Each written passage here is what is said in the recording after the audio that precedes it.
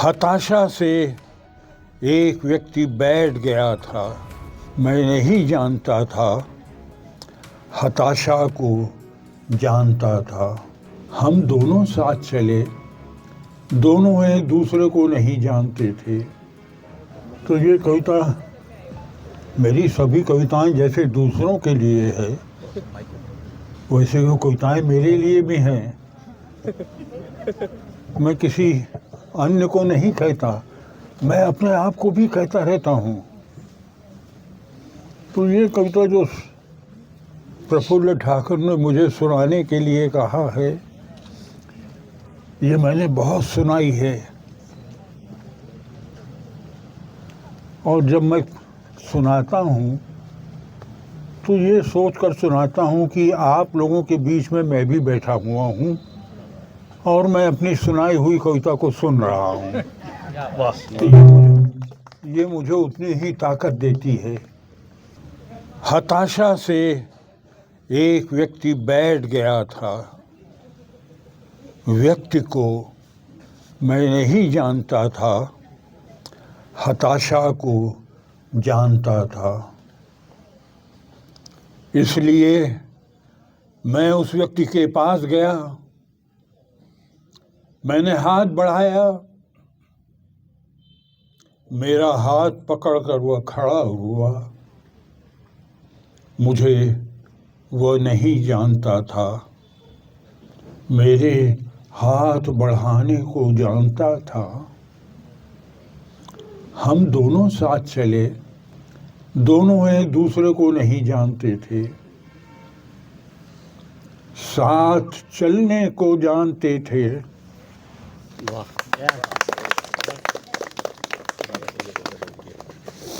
ये कविता है।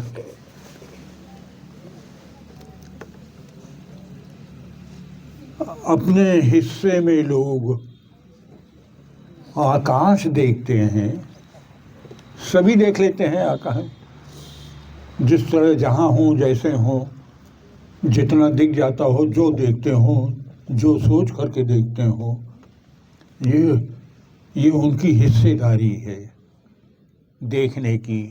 हर आदमी की अपनी अपनी हिस्सेदारी तय है कि कितनी दूर तक, कितने गहरे तक और कब तक वह देखने में अपने देखने को बिताता है। अपने हिस्से में लोग आकाश देखते हैं और पूरा आकाश देख लेते हैं। सबके हिस्से का आकाश पूरा आकाश है। अपने हिस्से का चंद्रमा देखते हैं और पूरा चंद्रमा देख लेते हैं। सबके हिस्से की जैसी तैसी सांस सब पाते हैं। वह जो घर के बगीचे में बैठा हुआ अखबार पढ़ रहा है, और वह भी जो घर के बगीचे में बैठा हुआ, और वह भी जो बदबू और गंदगी के घेरे में जिंदा है। सबके हिस्से की हवा वही हवा नहीं है।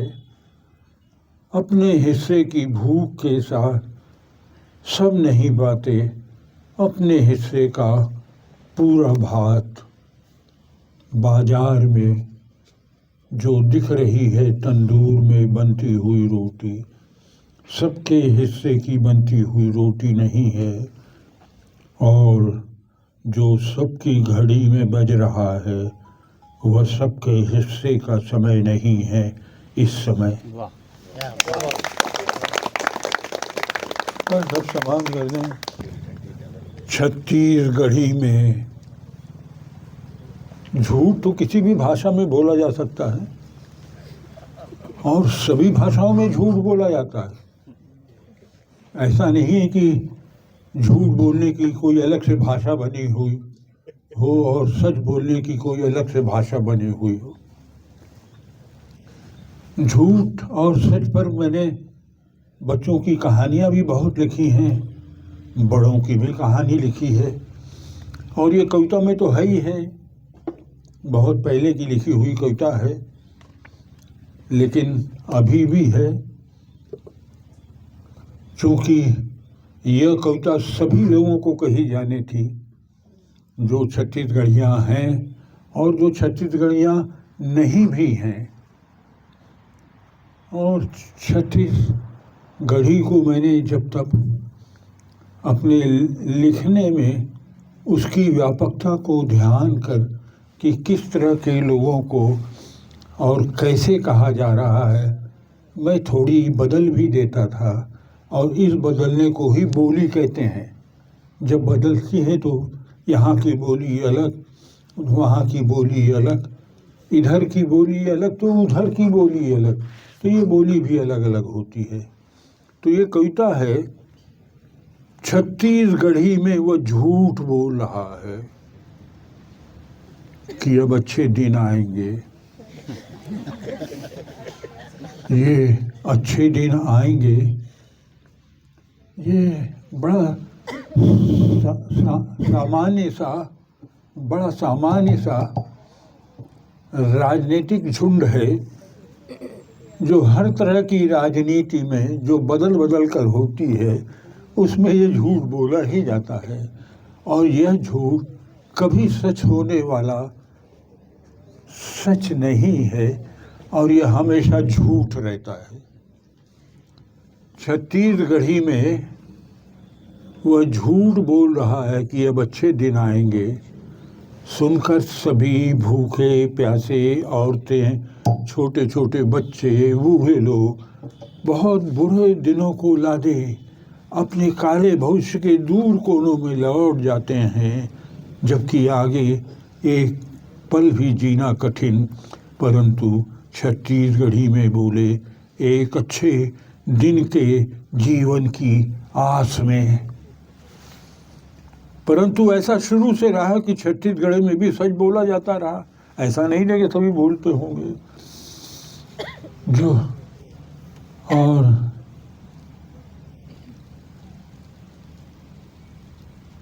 परंतु ऐसा शुरू से रहा कि छत्तीसगढ़ी में भी सच बोला जाता रहा। किसी भी बोली में बोल सकने का सचमुच, जैसे बस्तर की मैना का बस्तर के जंगल में अपनी बोली में बोलने का। मैना अपनी ही बोली बोलती है, कोयल कुहू कुहू अपनी ही बोली बोलती है, और हमेशा सच बोलती है, क्योंकि उसकी निकटता संबद्धता प्रकृति के साथ पूरी है। हम तो अपनी बुद्धि से अपने को प्रकृति के साथ रहने में थोड़ी कठिनाई भी होती है, लड़ना झगड़ना पड़ता है प्रकृति के साथ जिंदा रहने के लिए। ये आराम की ज़िंदगी नहीं है। प्रकृति के साथ रहने में आदिवासी ज़िंदगी होती है, जो जंगल में रहने वाले की होती है। अब शायद उनकी भी ऐसी ज़िंदगी नहीं है, क्योंकि जंगल अब उतने नहीं हैं। तो परंतु छत्तीसगढ़ी में बोले एक अच्छे दिन के जीवन की आस में। परंतु ऐसा शुरू से रहा कि छत्तीसगढ़ी में भी सच बोला जाता रहा। किसी भी बोली में बोल सकने का सचमुच, जैसे बस्तर की मैना का बस्तर के जंगल में अपनी बोली में बोलने का। और यहाँ एक टूरी के प्रेम को अभिव्यक्त करने के चुपचाप में हवा की सरसराहट को सुनना, महुआ के फूल टपकने की बोली में टप को सुनना, सूर्योदय की बोली में चिड़ियों की चहचहाहट को सुनना, और सूर्यास्त की बोली में चिड़ियों को लौटते हुए देखने की छत्तीसगढ़ी को देखना। यहाँ देखना भी जो है, जो छत्तीसगढ़ी में देखना है, क्योंकि मैं जहाँ हूँ तो छत्तीसगढ़ है, वहाँ से कहीं बाहर तो नहीं है। तो देखना भी स्थान की जगह बदलता चला जाता है, और मनुष्य की अपनी स्थिति के अनुसार भी बदलता चला जाता है।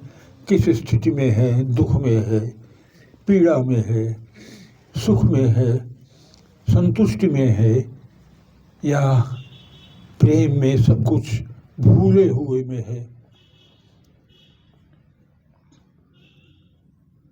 सूर्योदय की बोली में चिड़ियों की चहचहाहट को सुनना और सूर्यास्त की बोली में चिड़ियों को लौटते हुए देखने की 36 घड़ी को सुनता हूँ तो चिड़ियों की चहचहाहट को समझता हूँ।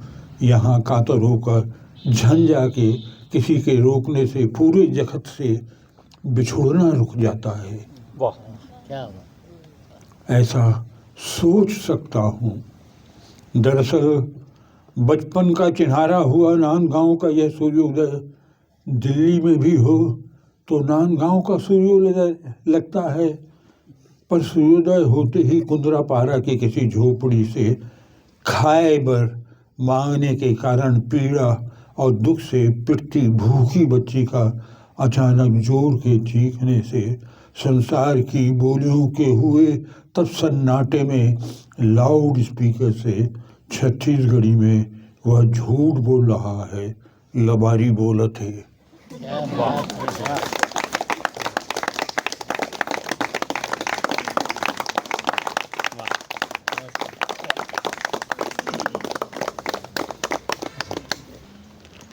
ये तो मैंने खुद अपने से जानना चाहा कि मैंने लिखना कैसे शुरू किया। मुझे नहीं मालूम कि कैसे मैं लिखना शुरू कर दिया। मुझे आश्चर्य होता है कि मैंने लिखना शुरू कर दिया और अभी तक लिखता रहा हूँ। क्यों लिखता रहा हूँ? बाद में उसके कारणों की सोच मैंने ज़रूर की और ये घटाने की कोशिश की कि शायद इस कारण मैंने लिखना शुरू किया, शायद उस कारण मैंने लिखना शुरू किया। पर मैंने लिखना शुरू कर दिया था और मेरी माँ मुझसे बोलती थी कि अपने परिवार के बारे में ज़रूर लिखना। धीरे धीरे मैंने अपने परिवार के बारे में सोचा, कुछ लिखने की कोशिश की, परिवार के बारे में लिखना शुरू किया। फिर अचानक कैसे पूरा संसार मेरा परिवार बन गया, मैं नहीं जानता।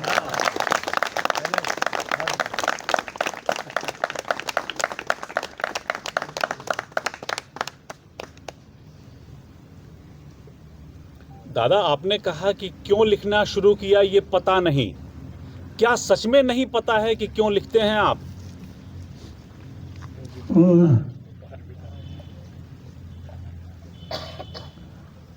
क्यों लिखना और क्या लिखना में बहुत फर्क है। लेकिन जब ये पूछा गया और पूछा जाता रहा, मेरे लिखना शुरू कर देने के बाद क्यों लिखने लगे तो मैं इस क्यों को ढूंढने लगा। आखिर मैं क्यों लिखता हूँ और मेरी जिम्मेदारी बढ़ गई। मैं और भी जिम्मेदार होने लगा और जिम्मेदार होने के बाद यद्यपि मैं बूढ़ा हो गया, लेकिन मेरे लिखने में जो एक चैलेंज बनता है दूसरे के लिखे हुए का, क्योंकि लिखने का संबंध पाठकों से भी होता है।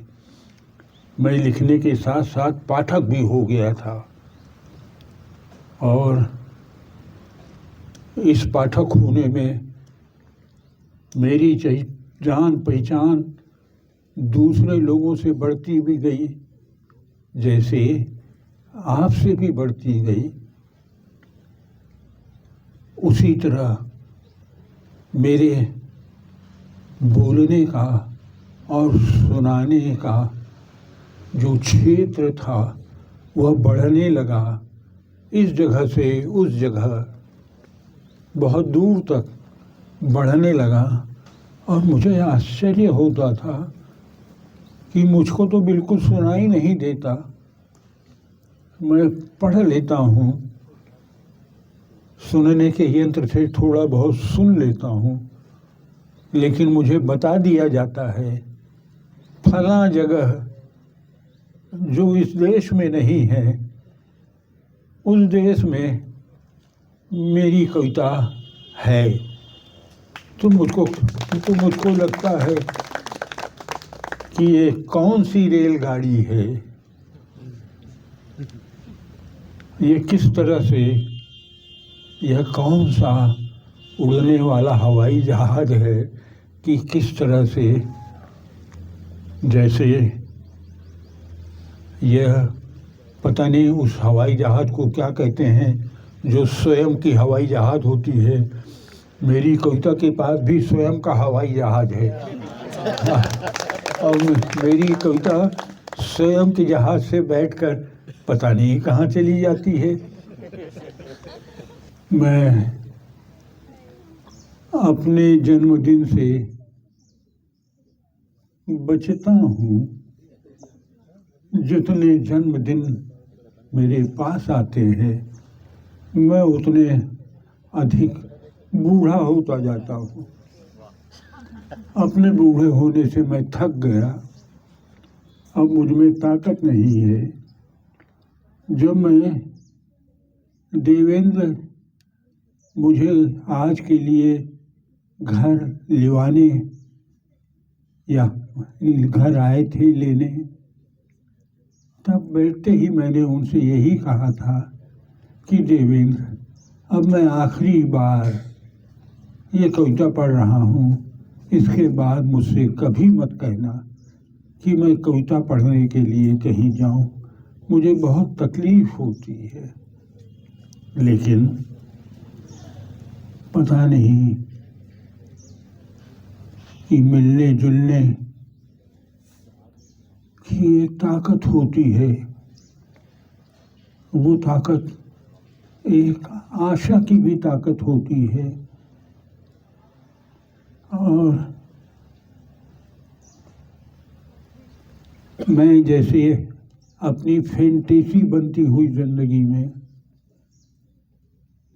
मुझको लगता है कि जब वो फैंटेसी जाती है तो फैंटेसी के बीट के रूप में मैं अपने जीवन के नए क्षणों को पाता हूँ।